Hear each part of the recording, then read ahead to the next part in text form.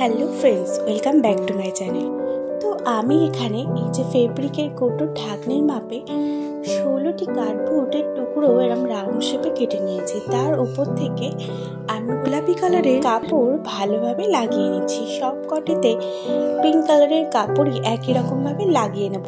এবার এখানে নিয়েছি পিঙ্ক কালারের একটি পমপম চেন। সেই চেনটি আমি ভালোভাবে রাউন্ড শেপের সাইড থেকে আঠার সাহায্যে লাগিয়ে নেব। 16টির মধ্যে 8টি রাউন্ড শেপের গায়ে আমি এমনভাবে পমপম চেনটা ভালোভাবে লাগিয়ে নিচ্ছি।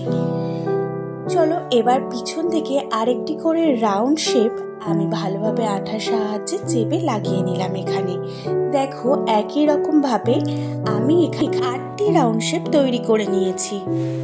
না যে সবকটিতে আমি শুধু হাড়ি বানাবো। এখান থেকে একই রকম ডিজাইনের উপরে ফিঙ্গার রিং এবং ইয়াররিংসও তৈরি হবে, তাই আমি সবকটিতে 3D আউটলাইনার ইউজ করে উপরে ইয়েলো কালারের একটা রাউন্ড শেপ করে নিচ্ছি।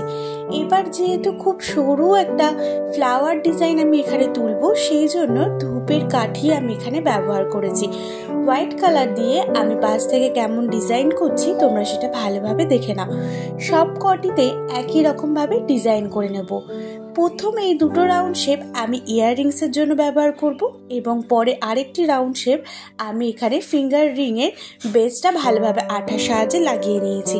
ফিঙ্গার রিংয়ের বেস লাগানোর ভিডিও যদি তোমরা দেখতে চাও তো আমার শর্টসে অলরেডি পোস্ট করা আছে, সেখান থেকে তোমরা চেক আউট করে নিতে পারো। এবার এখানে 5টি রাউন্ড শেপকে আমি পরস্পর সুই সুতোর মাধ্যমে একে অপরের সাথে অ্যাডজাস্ট করে নেব। এখানে সুতোটা যাতে টাইটলি হয় সুতোটাকে ডবল ভাবে নেবে, খুব ভালোভাবে সেলাইটা রাখবে যাতে খুলে যাওয়ার চান্স না থাকে। দেখো 5টিকে আমি একসাথে অ্যাডজাস্ট করে নেবার পরে এখানে আমি একটি পিঙ্ক কালারের টার্সেল নিয়ে নিয়েছি। সেই টার্সেলটাকেও সুই সুতোর মাধ্যমে আমি ভালোভাবে এই 5টির এক সাইড থেকে লাগিয়ে নিচ্ছি। তখন এখানে টার্সেলটা অ্যাডজাস্ট করছি, তোমরা চ্যানেলটিকে সাবস্ক্রাইব করে নোটিফিকেশন বেলটি অন করে নিও। নাও এখানে আমার জুয়েলারি সেটটি কমপ্লিট হয়ে গেছে। তোমাদের ভিডিও ভালো লাগলে অবশ্যই কিন্তু আমাকে কমেন্টে জানিয়ে যাবে। আর চ্যানেলে নতুন হয়ে থাকলে চ্যানেলটিকে সাবস্ক্রাইব করে নিও। পাশে থাকা নোটিফিকেশন বেলটি অন করতে কিন্তু একদমই ভুলো না, যাতে আমি নতুন কোনো ভিডিও নিয়ে আসলে সবার আগে তোমাদের কাছে পৌঁছায়। তো সবাই সুস্থ থেকো, ভালো থেকো, আবার পরবর্তী ভিডিও দেখা হবে।